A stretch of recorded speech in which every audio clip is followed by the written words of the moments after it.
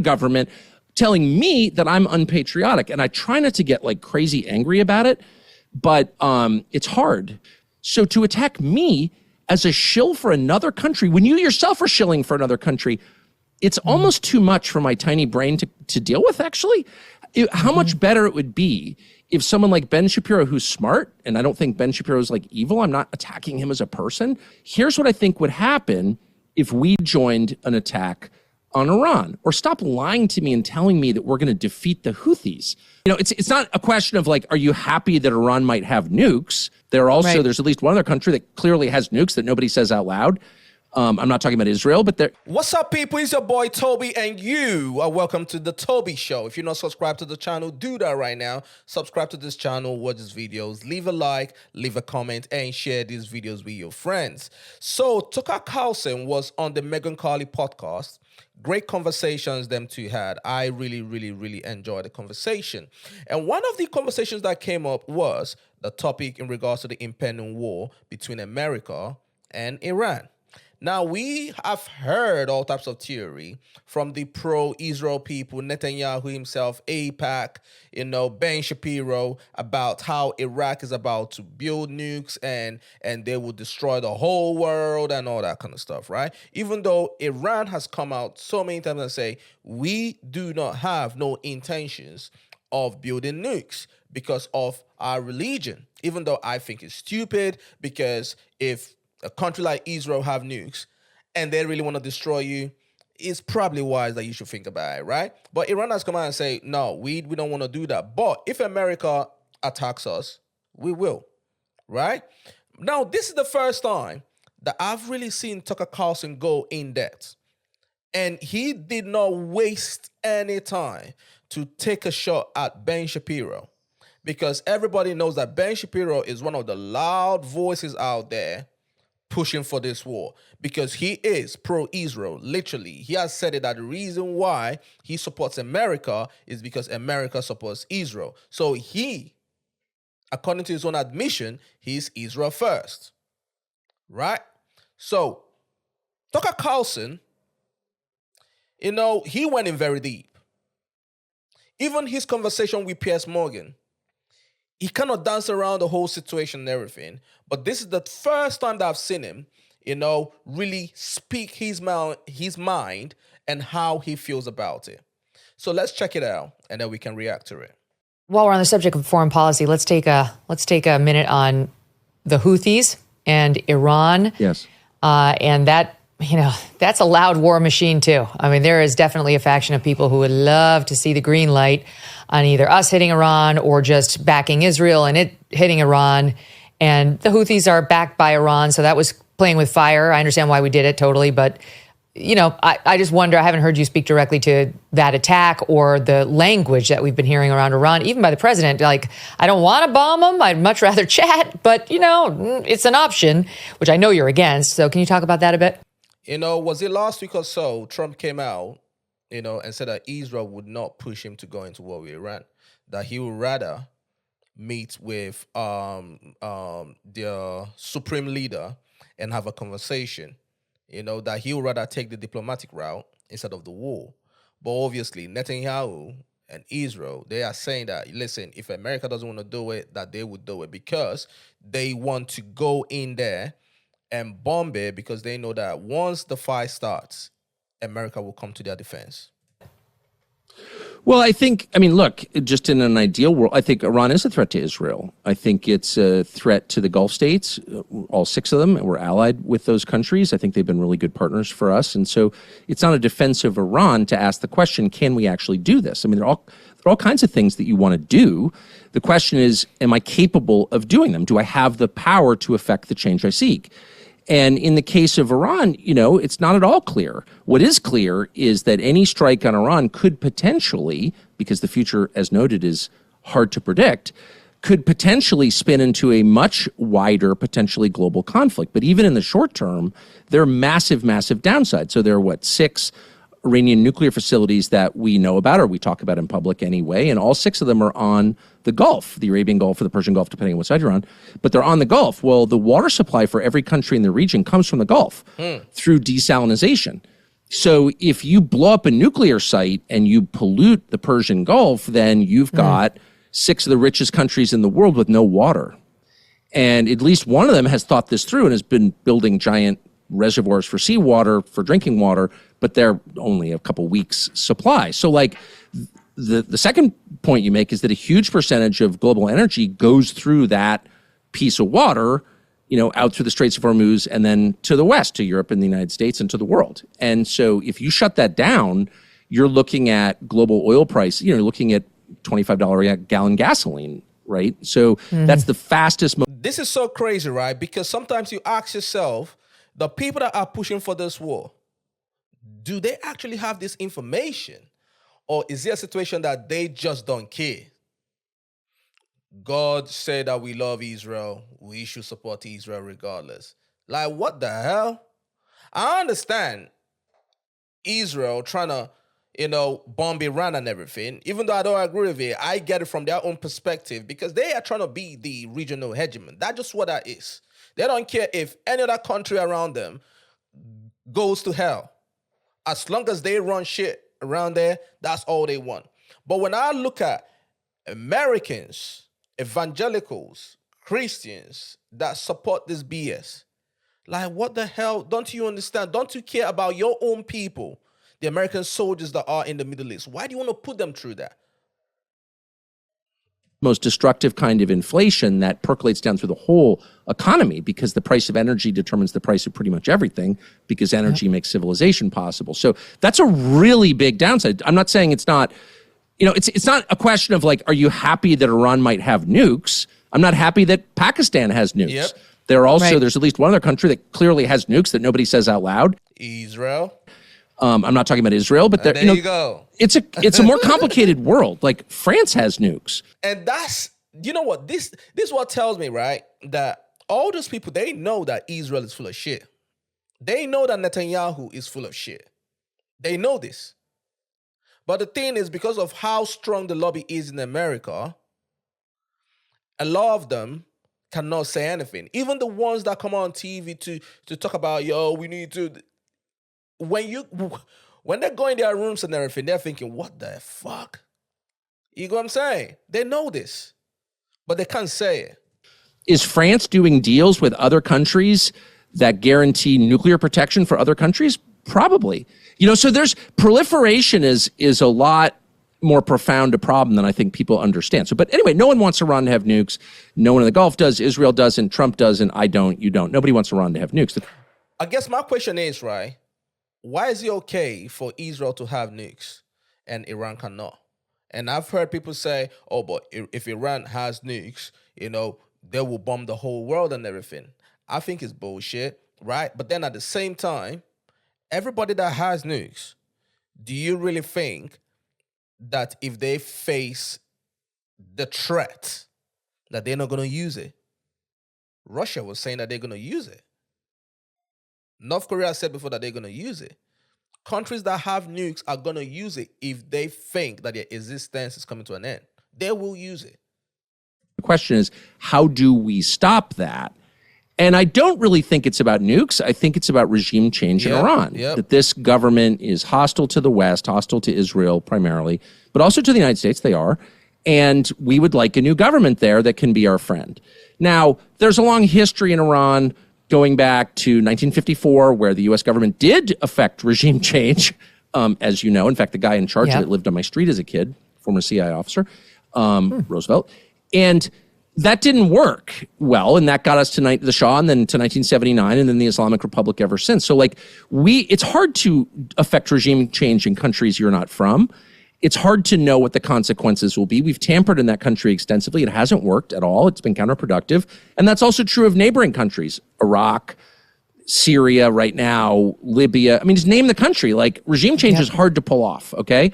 So anyone telling you regime change, and there are a lot of people, paid liars in Washington, who are telling you that. Just regime change. There's lots of people hate the religious authorities in Iran. I think that's true, seems to be true. But that's not the same as, oh, we're going to throw in a pro-Western government and everything's going to be fine. Like, show us where you've done that before. It's You've never nowhere. done it No, before. I've been joking that In fact, in when they talk about regime change in Russia, they think they're going to get Jeb Bartlett in there after Putin. Like, hello. oh, dude. The largest country in the world that's 25% Muslim, that, Putin is a moderate. Putin is the most pro-Western person I've dealt with in Russia. I mean, I'm just telling you, like, whatever. I'm not defending Putin, though I think you can make a case he's done a great job for Russia. No, but you're from making an the case you don't American know what's perspective- coming next. Yep. And yeah, look at the terrorism threat from within Russia. I mean, he's clamped down on that just the way you'd want to happen in your country. I think we can say that anybody at a think tank or a publication or a federal agency who blithely talks about regime change in any country should be disqualified from talking about anything foreign policy related ever again. If you had a hand in the Iraq war, if you had a hand in the Syria disaster, if you had a hand in killing Gaddafi, if you had a hand in Afghanistan, if you lied about what happened on 9/11, and that's pretty much everybody in DC in the foreign policy establishment, you can no longer participate in the decision-making process about where to send arms and money. Unfortunately, that's not going to happen. We know that because these are the people that obviously run things. But he's absolutely right, because we've seen the lies upon lies upon lies in regards to whether it's 9/11 or the war in Afghanistan, Iraq, Libya. We've seen all the lies. And these are the people that have now come back again to tell more lies in regards to the war with Iran. So he's absolutely right. We should not listen to these people. We should push them out of the way. Some of them actually need to go to prison, right? Because their decisions and their lies that they sold to the public is for a reason why American soldiers and soldiers from other countries that are part of NATO actually died, right? So Tucker is absolutely right when it comes to that.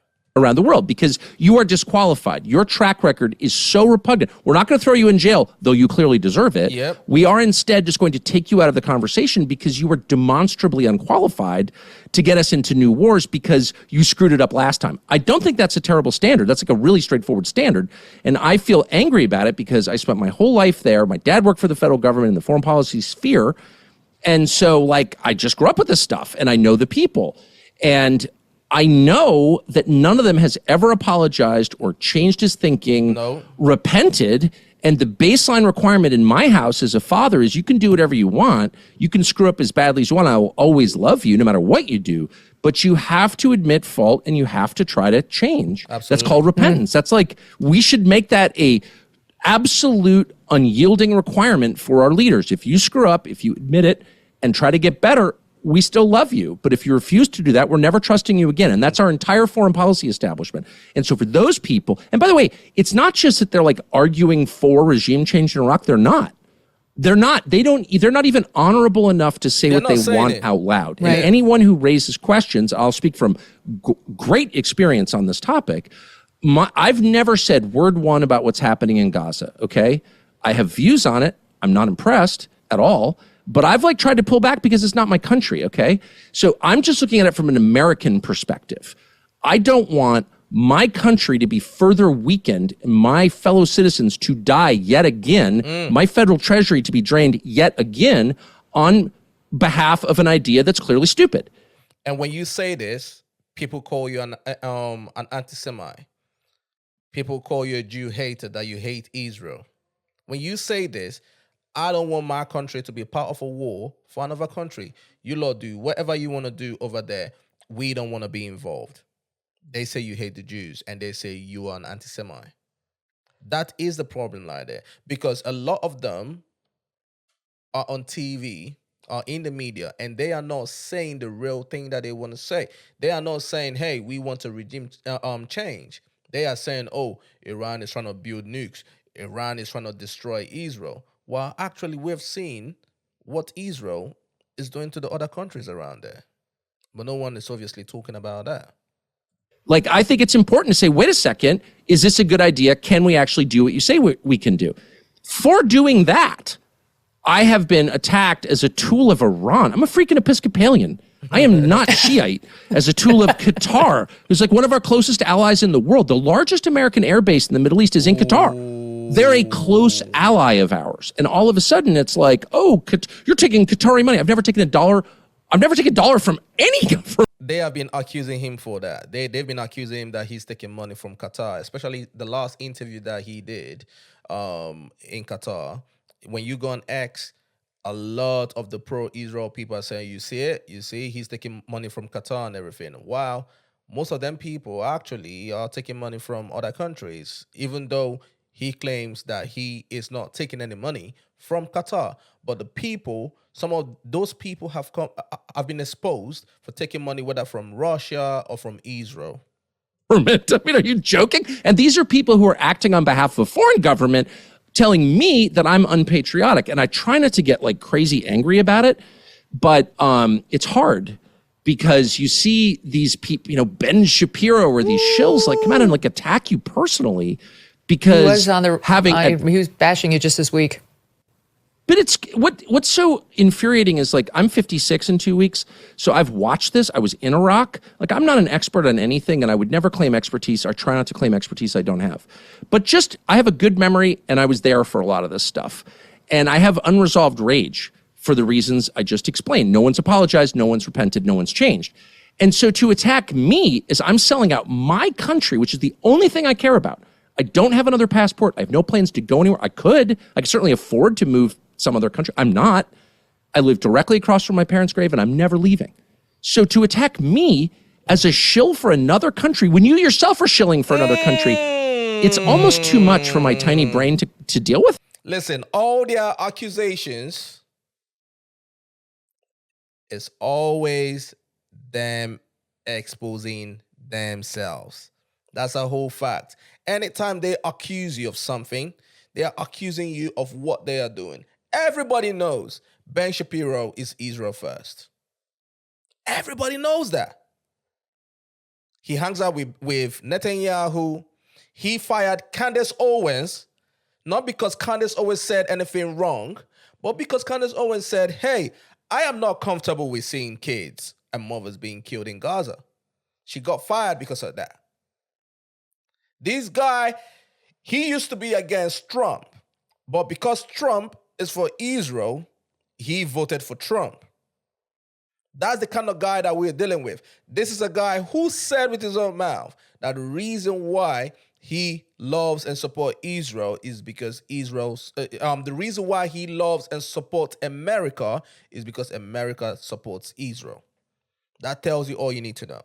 Actually, how much better it would be if someone like Ben Shapiro, who's smart, and I don't think Ben Shapiro is like evil, I'm not attacking him as a person, but how much better would it be if he could just sit and say, okay, here's what I think would happen if we joined an attack on Iran, or stop lying to me and telling me that we're going to defeat the Houthis. The whole point of getting involved in a war with the Houthis is to suck us into a war with Iran. Like, I know that because I know a lot about this topic. So don't patronize me and lie to me. Just be straightforward and say, I think we can affect regime change in Iran. Here's how we can do it. And then I could say, well, here are my concerns. But instead it's like, for the following reasons. You're weak. You know, you don't love America. I don't love America? Really? Yeah. It's too much. I can't deal with it. His love just makes me laugh, man. Tucker Carlson, absolutely love him. Absolute legend. And I appreciate the work that he's doing, right? I know that Trump listens to him. He might not come out and say it, but you can tell that he listens to him. He's one of the people that Trump probably trusts. You get what I'm saying? Because Trump always say, I don't trust nobody. I don't trust nobody. Trump knows that all those people around him are trying to just drag him into war. He doesn't want to do it, but unfortunately, he has collected $100 million. So he kind of has to play ball, obviously. But that's not good. And that's the reason why money is not good in politics. I keep on saying that. Because once you take money from the devil, you have to play ball with the devil. You get what I'm saying? But just let me know your thoughts. Put your thoughts in the comment section. Like these videos, share with your friends, and subscribe to the channel. It's your boy, Toby. Until next time, salute.